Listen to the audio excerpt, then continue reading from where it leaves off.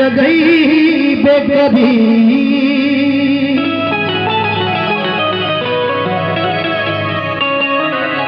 कि जब ले शक्ति के सबके जरूरत रही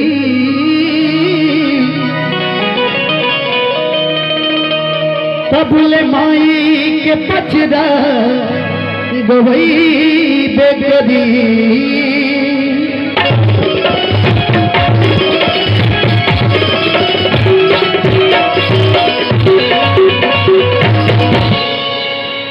एक हमारे YouTube चैनल बा धनंजय शर्मा ऑफिशियल, तो पे जाके आप लोग हमारे तमाम गाना सुन सकते नहीं कि ये हो थावे के मोदी मैया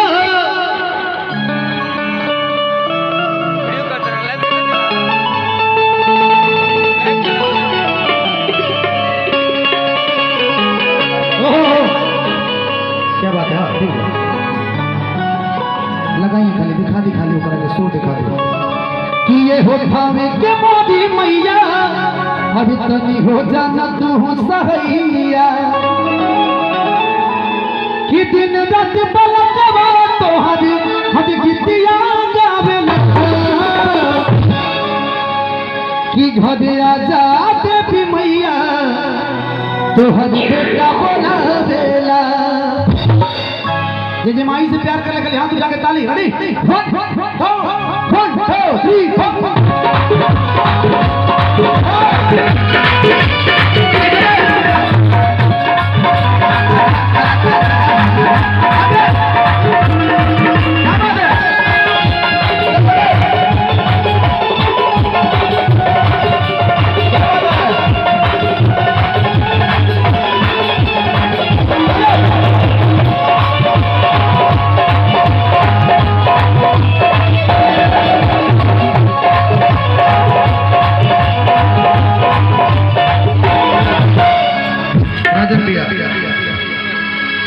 2 3 दरबार की। देखिए जागरण में ताली बजाने से 3 फायदा होता है। कष्ट जो होता है कष्ट कटता है, लेकिन मैं चाहूंगा कि आप लोग दोनों हाथ उठा करके ताली कम से कम बजाते हैं। कुछ लोग कहता जय, कुछ लोग कहता भय, कुछ लोग कहता कि जागा जागा महादेव, तो पीछे से 10 आदमी कहते कि भागा भागा महादेव। पानी बहुत ज्यादा भर बहने लगे जरूरत नहीं थे।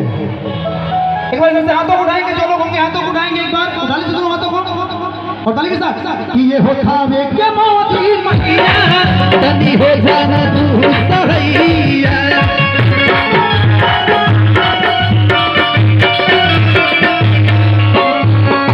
दिन रात बलकवा तो हद गीतिया गावेला दिन रात बलकवा तो हद गीतिया गावेला मैया तो हर बेटा बोला देला कि घर आ जा मैया तो हर बेटा बोला देला घर आ जा मैया तो हर बेटा बोला देला।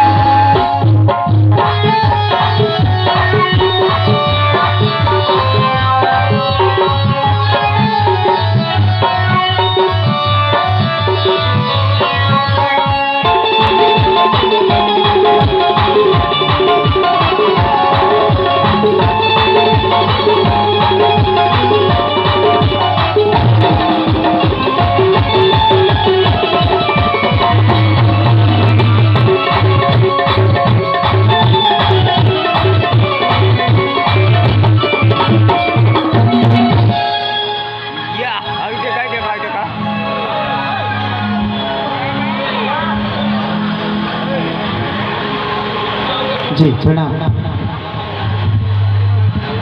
मैं कुछ बाना हाँ समर सिंह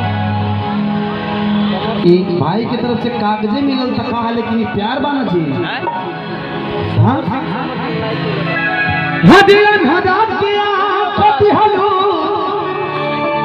हद को भी जाके कायमा। अभी आप सबके बीच में भोजपुरी के गायक आदरणीय बड़े भाई बात कर रहे हैं। कट गई का समर सिंह जी का भी कॉल आया था, वीडियो कॉल बात करवाऊंगा मैं आप लोग से भी। एक बार और ही कॉल कर दिया कि दिहलू हज को धिया के कायमा कि बछनी के पुत दिहलू गजबे तो हज माया माँ। हमने के बेंजो बादक बहुत ही अच्छा कलाकार, बहुत रुपया का पुरस्कार है कि अंधरा के आँख को भी जाके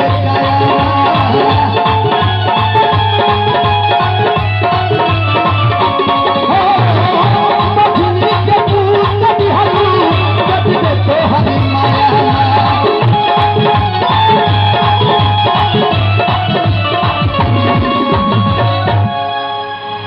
हमने क्या आदरणीय बड़े भाई विकास सिंह वीरप्पन जी भैया के प्रणाम।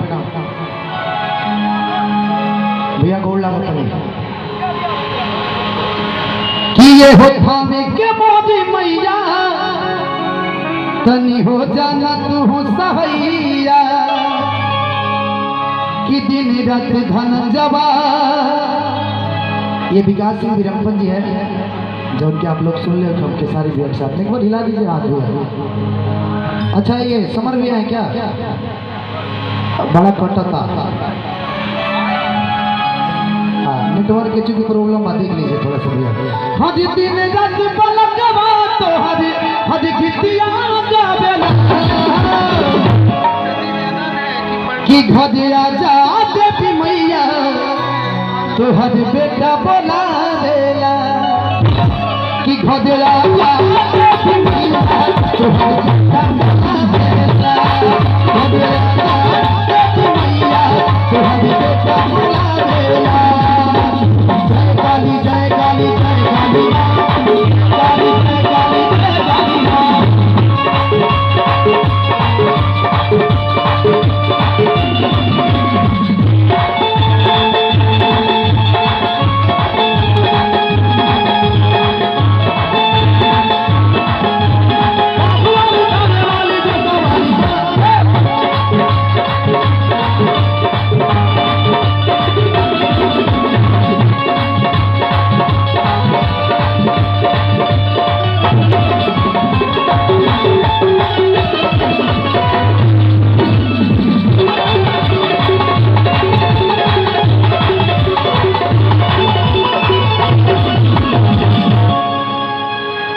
बहुत रुपया का पुरस्कार सिवान जिला परिषद क्षेत्र संख्या 16 इस समस्त सम्मानित जनता जनार्दन को बसंत पंचमी महाशिवरात्रि एवं होली की हार्दिक शुभकामना। और हमने के बीच में पिंकी देवी जी बानी जी सादर प्रणाम बा ये अपन क्षेत्र भी पड़ेगा तन चाह कि हम एगो